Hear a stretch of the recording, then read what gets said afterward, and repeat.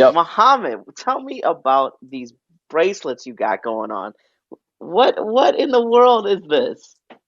Man, these bracelets are very unique and it's very amazing. These bracelets are made by refugees, and it's actually these the bracelets I'm wearing currently is the reflective bracelet. It's Hmm. our bracelet designed using our reflective life jacket material, and it's made out of recycled refugee life jacket that have worn on their journey to Greece. You know, Mm. like these life jackets in an island called Lesbos, where these refugees come and make their home a new destination. And we collect these life jacket and maybe make it into a product where we create awareness of the refugee crisis that's going on currently around the world. What made you start getting into this? That's a great question. For me, when I was a student at the University of St. Thomas, you know, in 2018, with the whole refugee crisis that was going on, especially in the media, there was a Hmm. lot of negative rhetoric that was being portrayed. And my goal was these refugees come to a new country to start and build a new life. But we can't let these people, down in terms of, when we hear news about refugees, it's always negative, always negative. And my goal was to change that narrative, of how refugees are being portrayed in the media. And fashion was a great way to express how I feel, and express, that refugees are, the new, the new generation of this country, and the new, upcoming, and they contribute a lot to this country. And uh, for me, it was as a former refugee myself. For me, I had to do something about it to change the narrative, and that's why I created this really cool embrace it to create awareness and support refugees around the country. So And the whole brand is based and centered around this, right? You got clothing, you've done stuff with Love Your Melon. How'd that yep, collaboration come about? yeah, love your mom. That was very interesting. So the founder, his mom, seen us on the news, local news, and was like, "This is a great company that's being featured. You guys should do a local collaboration." And the founder Zachary reached out to me, and loved the idea of the whole recycle and sustainability, and just making out of life jackets. And he said, let's make his beanies, and the patch were made out of life jackets. So we did that local collab with using our material and implementing into the beanies. How many life jackets do you have right now in the storage and everything? I see them behind you. How many have Yeah, you collected from different refugees? yeah, I have a lot of life jackets right now behind me, but currently we have, I would say, roughly around 70 life jackets Hmm. currently, and those 70 can produce at least I would say about 1,000 bracelet or more. Mm. Yes, so And 50% of all proceeds go to help out different exactly. refugees organizations.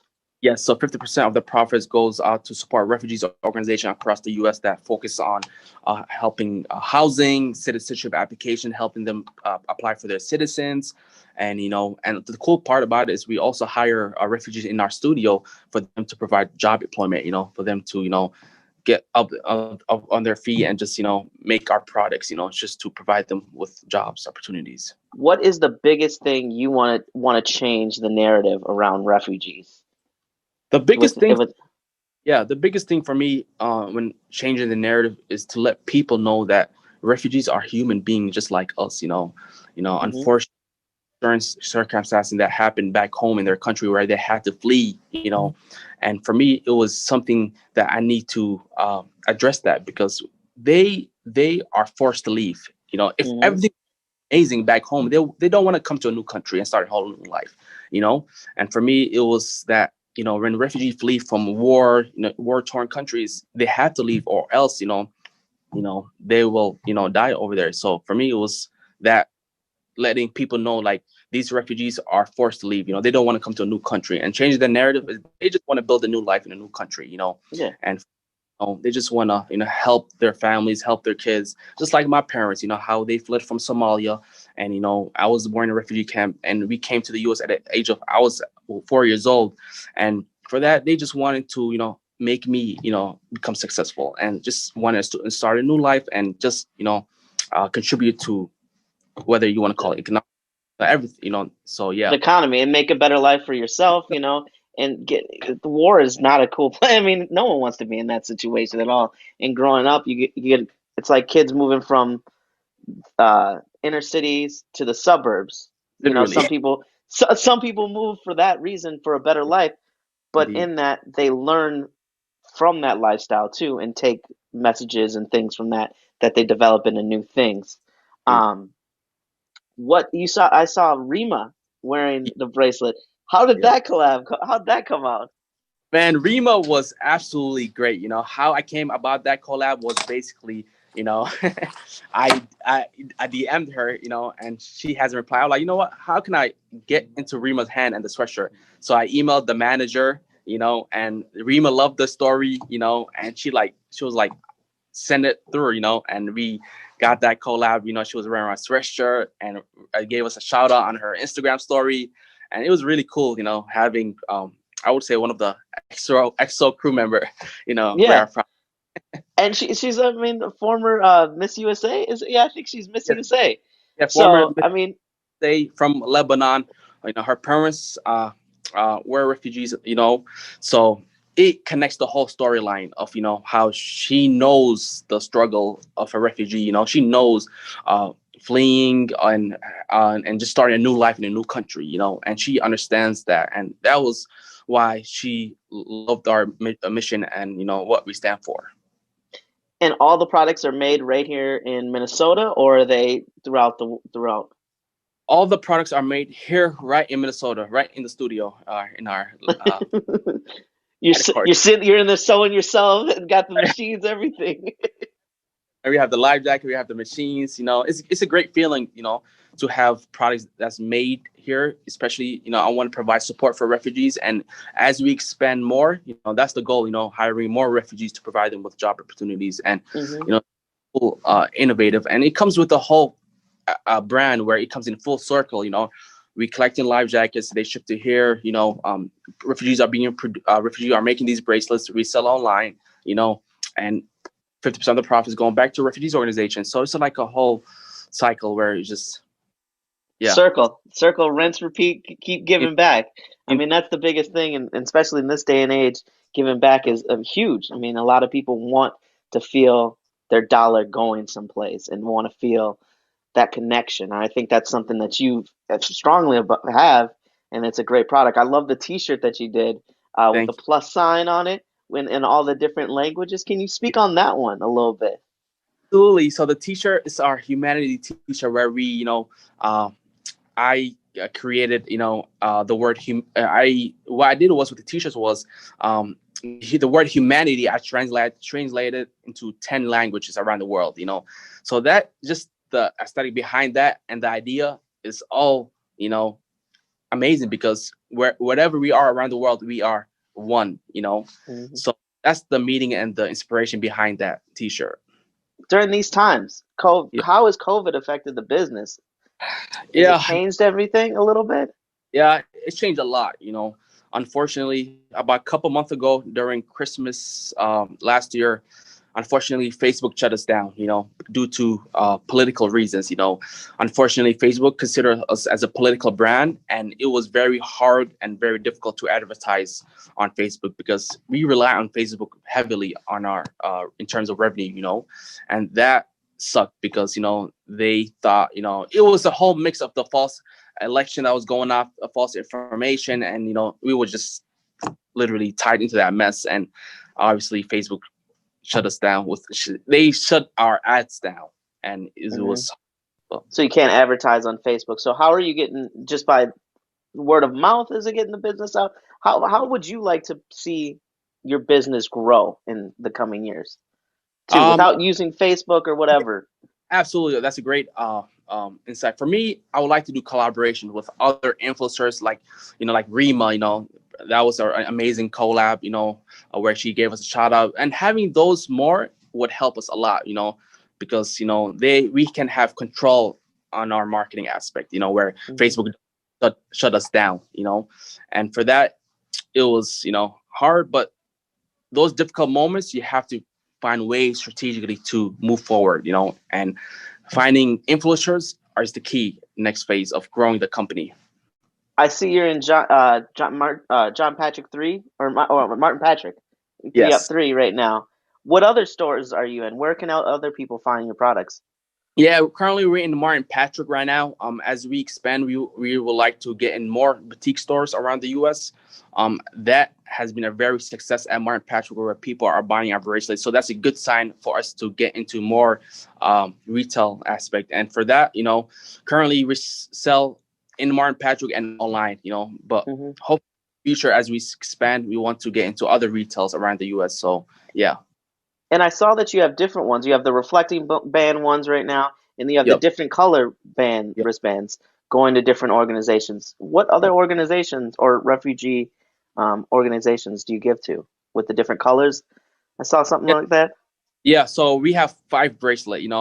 Each bracelet supports a refugee initiative. For example, the blue one, we provide scholarship to the Quran Foundation locally here. The red one provides the International Institute of Minnesota, based in St. Paul, where we provide cover the citizenship application fee for upcoming refugees when they want to become a U.S. citizen. The black one, we provide housing. They're based in it's the Houston, nonprofit based in Texas, where we provide a family kit for new arrivals for refugees coming to Houston. So yeah, I mean, every bracelet, supports an initiative, and we just launched our new bracelet. It's the reflective bracelet, where this supports sea rescues in the central Mediterranean for refugees stranded at sea, basically. So yeah, so every bracelet has a cost to it, and yeah, And the T-shirts, do they have a cause that they go to or anything like that, or just it, 50%? It's kind of spread out. it kind of spread out with where the t-shirts is mostly whatever you buy a t-shirt, 50% of the profits will be donated. Yes, yeah, Uh, and say, where can they find you online for anyone that's watching this? yeah. So they can find us online at epimonia.com. For future updates, they can follow us on our social media at Epimonia MN on our Instagram, Twitter, and on Facebook. So yeah, Perfect. all I want to let people know, especially out there, is refugees are just human beings, and just having empathetic towards each other is, an amazing thing to do, because don't listen to the media. Go and do your research and meet a different person that looks different than you, and just having that connection and having that conversation is really key. It's just to build that bridge. So 100%. I mean, because if you don't, some about if someone doesn't look alike, yep, um, you can learn the most from. And it exactly. doesn't matter. It doesn't matter skin tone, race, Yep, religion. You can learn something from that person. I think that's the human aspect that I think a lot of people we miss out on social media. We're always finding our like-minded groups and we get into, but we don't have this face-to-face interaction I agree. outside of schools and everything else like that. Or sometimes in work, even reaching out to a coworker and talking to them, you'll learn a Indeed. lot. 100%, and that's what I emphasize of for that, just going out there and just, the world is big, learn from each other, and have empathetic towards each other. Hmm. Who are some of your inspirations in fashion and everything? I would like to collab with Virgil. That's one of my inspiration. I love his, design and his aesthetic and his vision, and also Teddy. That's he's amazing too as well. But Virgil is the guy, man. I wanna get in touch with him. So he's amazing. He's supporting a lot of young fashion designers too, and he's doing a lot of great initiative around the community. So Hmm. And what made you want to get into fashion? First, I mean, that's a great question. For me, when I went to college, fashion wasn't even the goal. It was get my degree and graduate, and I had to have a great job.